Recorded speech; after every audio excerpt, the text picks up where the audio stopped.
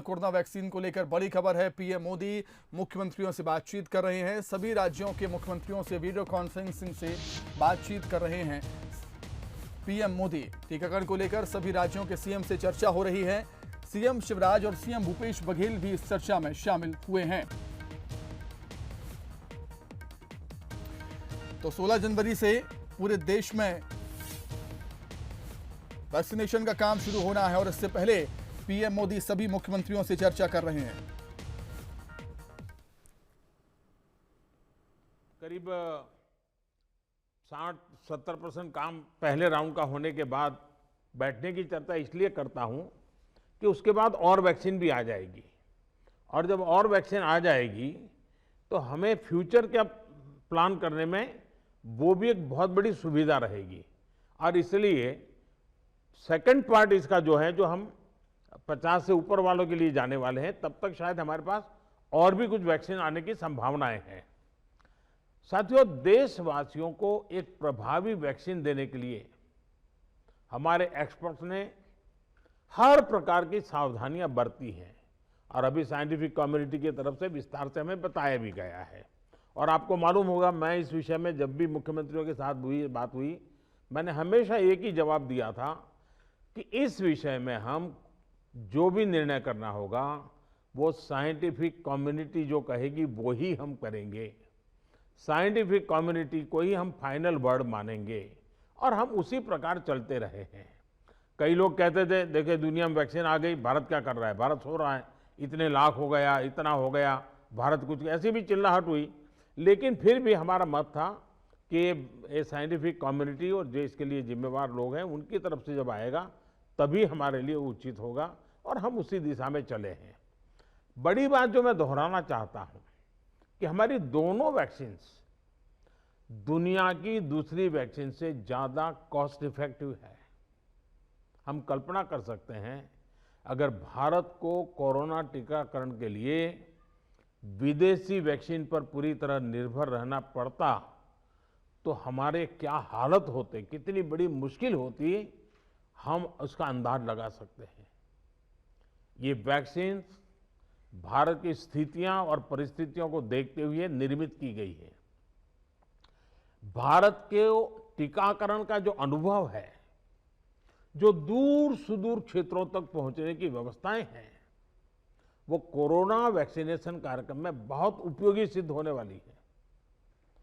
साथियों, आप सभी राज्यों के साथ सलाह मशवरा करके ही ये तय किया गया है कि टीकाकरण अभियान की शुरुआत में किसे प्राथमिकता दी जाएगी।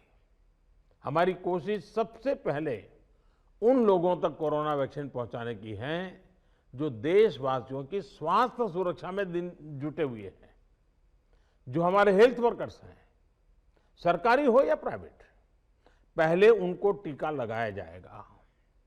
इसके साथ साथ हमारे जो सफाई कर्मचारी हैं, दूसरे फ्रंटलाइन वर्कर्स हैं, सैन्य बल है, पुलिस और केंद्रीय बल हैं, होमगार्ड है, डिजास्टर मैनेजमेंट वॉलेंटियर समेत तमाम सिविल डिफेंस के जवान हैं, कंटेनमेंट और सर्वेलेंस से जुड़े रेवेन्यू कर्मचारी हैं, ऐसे साथियों को भी पहले चरणों में टीका लगाया जा रहा है।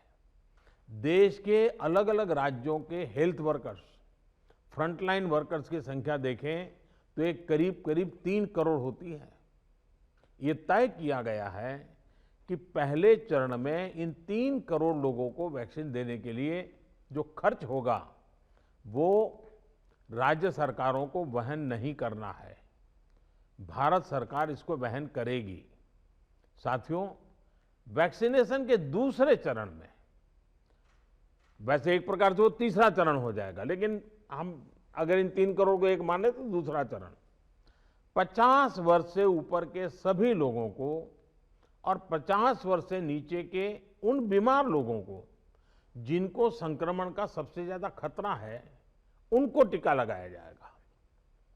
आप सभी परिचित हैं कि बीते कुछ हफ्तों में जरूरी इंफ्रास्ट्रक्चर से लेकर लॉजिस्टिक तक की तैयारियां सभी राज्यों और केंद्र शासित प्रदेशों के साथ विचार विमर्श करके, लगातार मीटिंगें करके, मॉड्यूल्स बना करके इसको पूरा किया गया है। देश के लगभग हर जिले में ड्राई रन्स भी पूरे हो चुके हैं। इतने बड़े देश में सभी जिलों में ड्राई रन्स हो जाना, ये भी अपने आप में हमारी काफी बड़ी कैपेबिलिटी को दिखाता है।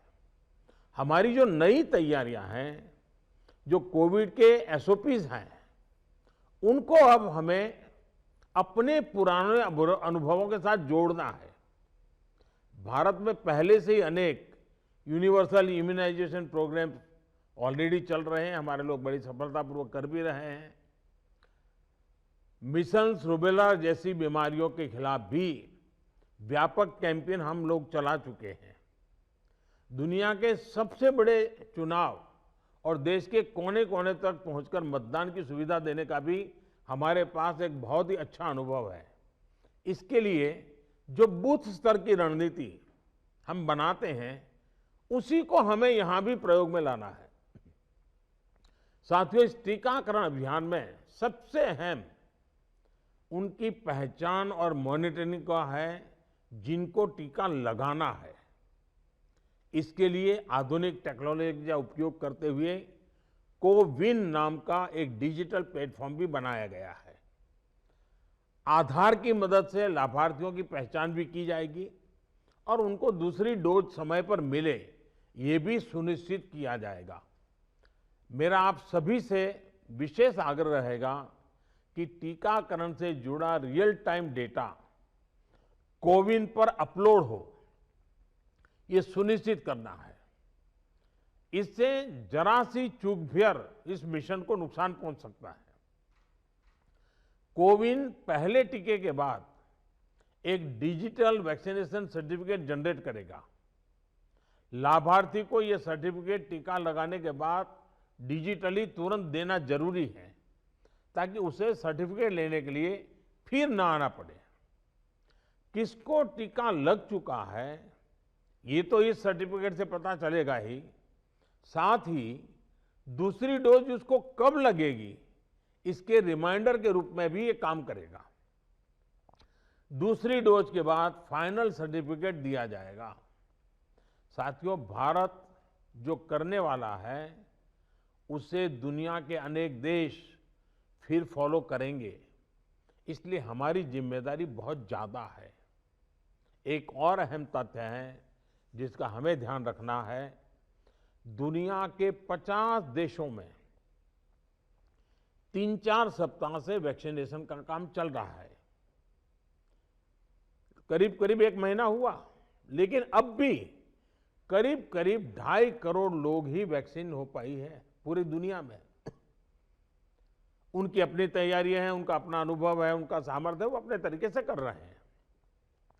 लेकिन अब भारत में हमें अगले कुछ महीनों में ही लगभग 30 करोड़ आबादी के टीकाकरण का लक्ष्य हासिल करना है। इस चुनौती का पूर्वानुमान लगाते हुए ही बीते महीनों में भारत ने बहुत व्यापक तैयारियां की हैं। कोरोना की वैक्सीन से अगर किसी को कुछ असहजता होती है, तो उसके लिए भी जरूरी प्रबंध किए गए हैं। यूनिवर्सल इम्यूनाइजेशन प्रोग्राम में पहले से ही इसके लिए एक मैकेनिज्म हमारे पास रहता है। कोरोना टीकाकरण के लिए इसको और मजबूत किया गया है। साथियों, वैक्सीन और टीकाकरण की इन बातों के बीच हमें ये भी याद रखना है कि कोविड से जुड़े जो प्रोटोकॉल हम फॉलो करते आ रहे हैं, उनको इस पूरी प्रक्रिया के दरमियान भी बनाए रखना है। थोड़ा सा भी लूजनेस नुकसान कर सकता है। और यही नहीं, जिनको टीका लगाया जा रहा है, वो भी संक्रमण को रोकने के लिए जो सावधानियां हम लेते रहे हैं, उनको फॉलो करते रहे। ये सुनिश्चित करना ही होगा। एक और बात जिस पर हमें बहुत गंभीरता से काम करना है, हर राज्य, हर केंद्र शासित प्रदेश को ये सुनिश्चित करना होगा कि अफवाहों पर, वैक्सीन से जुड़े अपप्रचार को कोई हवा न मिले। इफ्स और बट्स से बात नहीं होनी चाहिए। देश और दुनिया के अनेक सारथी तत्व हमारे इस अभियान में रुकावट डालने की कोशिश कर सकते हैं।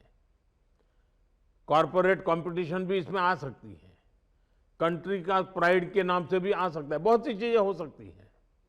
ऐसी हर कोशिश को देश के हर नागरिक तक सही जानकारी पहुंचाकर हमें नाकाम करना है। इसके लिए हमें धार्मिक और सामाजिक संस्थाओं, NYK हो, NSS हो, सेल्फ हेल्प ग्रुप्स हो, प्रोफेशनल बॉडीज हो, रोटरी, लायंस क्लब जैसे संस्थाएं हो, रेड क्रॉस जैसी संस्थाएं हो, इन सबको हमने साथ जोड़ना है। जो हमारी रूटीन स्वास्थ्य सेवा है, जो दूसरे टीकाकरण अभियान, वो भी ठीक से चलते रहें, इसका भी हमने ध्यान रखना है। क्योंकि हमें मालूम है कि हम 16 को शुरू कर रहे हैं, लेकिन हमारी 17 को एक रूटीन वैक्सीन का भी डेट है। तो इसलिए हमारा जो रूटीन वैक्सीन का काम चलता है वो भी कहीं डैमेज नहीं होना चाहिए। आखिरी में एक और गंभीर विषय के बारे में आपसे जरूर बात करना चाहता हूं। देश के 9 राज्यों में बर्ड फ्लू की पुष्टि हुई है। ये राज्य हैं केरला, राजस्थान, हिमाचल प्रदेश, गुजरात, हरियाणा, उत्तर प्रदेश, मध्य प्रदेश, दिल्ली और महाराष्ट्र। बर्ड फ्लू से निपटने के लिए पशुपालन मंत्रालय द्वारा कार्य योजना बनाई गई है, जिसका तत्परता से पालन आवश्यक है। इसमें डिस्ट्रिक्ट मजिस्ट्रेट की भी बड़ी भूमिका है।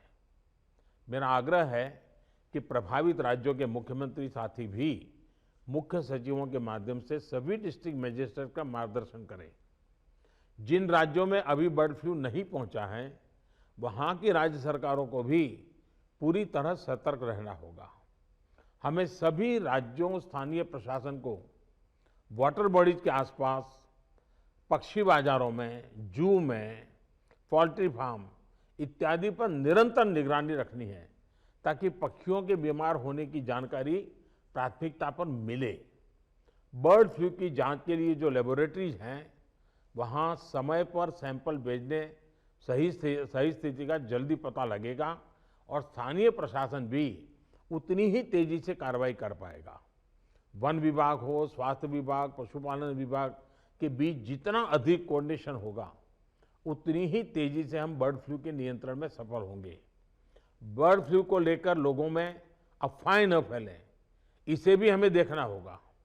मुझे पूरा विश्वास है कि हमारे एकजुट प्रयास हर चुनौती से देश को बाहर निकालेगा। मैं फिर एक बार आप सबका बहुत आभारी हूं और 60% काम होने के बाद हम दोबारा एक बार बैठ करके रिव्यू करेंगे। उस समय जरा विस्तार से भी बात करेंगे और तब तक कुछ नई वैक्सीन आ जाए तो उसको भी हम संज्ञान में लेकर के आगे की अपनी रणनीति बनाएंगे। बहुत बहुत